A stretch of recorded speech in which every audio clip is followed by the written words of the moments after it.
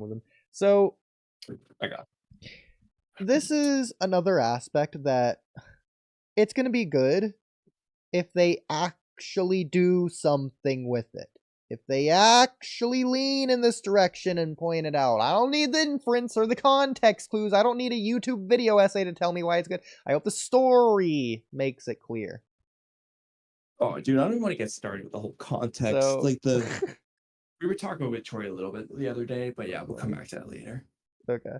So, Boruto saved Hidari when he couldn't save his parents. Boruto saved Sarada when he couldn't save Sasuke.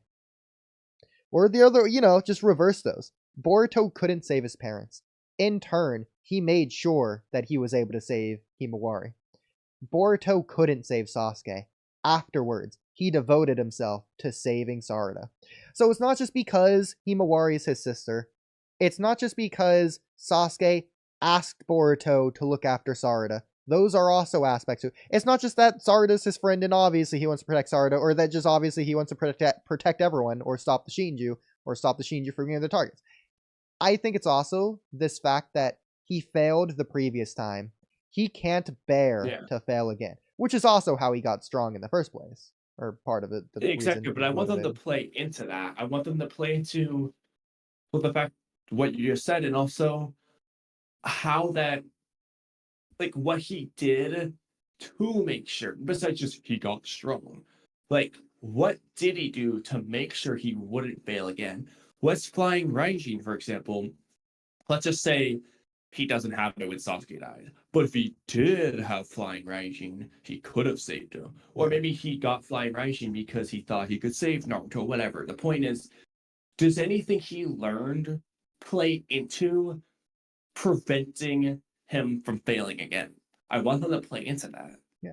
And especially if they go the same route of Himawari and Sarada not Sarada, she would already know, but like Himawari asking Boruto why he's doing all this. If Boruto operates in the same way he did against Mitsuki and is accepting his current circumstances instead of trying to get his old life back, Boruto could say something along the lines of this. Yeah, he can be vague about it. He's been cryptic before. Yeah. He can just say, I lost my dad. I don't want to lose my sister too. We already know he's not going to mention his mom because he's going to cut himself off, right? That's in character. So, but like for real, I lost my parents. I don't want to lose my sister too. That line, I like that idea. Yeah.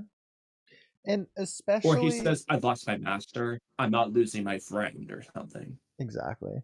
Especially if we want to say the nonsense. That's funny.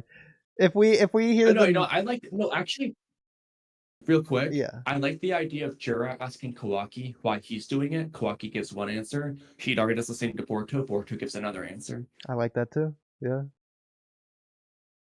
You could have them give like the same answer, and that could work. Honestly, it doesn't really matter what they say. It'll just be good if they do that. So that's their answer isn't just terrible. Actually, okay, we'll come back to this on the next topic. I think that'll be really interesting to get to that question. But for this current topic, the saving Sarada because he couldn't save Sasuke, saving Himawari. Yeah, I just want to because he couldn't save parents. Yeah. So especially considering the nonsense that omnipotence just didn't make him despair. He just didn't care, apparently. He can still care about other things or the influence of omnipotence. Even if he's not going to be sad about omnipotence itself or the fact that his role was swapped with Kwaki, he can still be sad about the fact that Naruto's gone. He can still be sad about the fact that Code took out Sasuke. That doesn't even have to do with omnipotence. It's just like a byproduct or result of it. It's a consequence of it, in a way. Yeah. Yeah. So that really doesn't have to do with that. So he can still be sad about other things, even if tangentially related. And so if that's the case, that can be his wound. And this can be his way of trying to protect what he has left, his vulnerabilities. So again, this is why they're different words, not necessarily the same thing. He can have a wound without having a mask or a shield. He just has the wound and doesn't have it covered up. In fact, it's because he has the wound that he's trying to protect these other things. so he doesn't get wounded more, which in this case it's almost like a shield, but like it's not. I don't think. He's not trying to deflect anything. It's not an internal problem that he needs to solve. Yeah.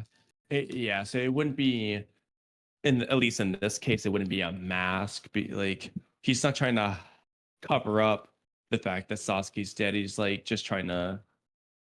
It's like he's doing the right thing. He's accepting and moving forward, but trying not to make the same mistakes. Like, in fact, we could probably come up with a brand new screenwriting term here. I think in this wound, mask, shield analogy, this is a scar.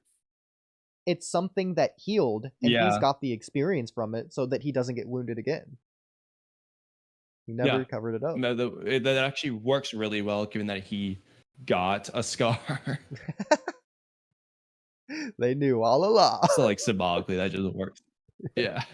It actually is peak fiction. Yeah. And so, by the way, I was listening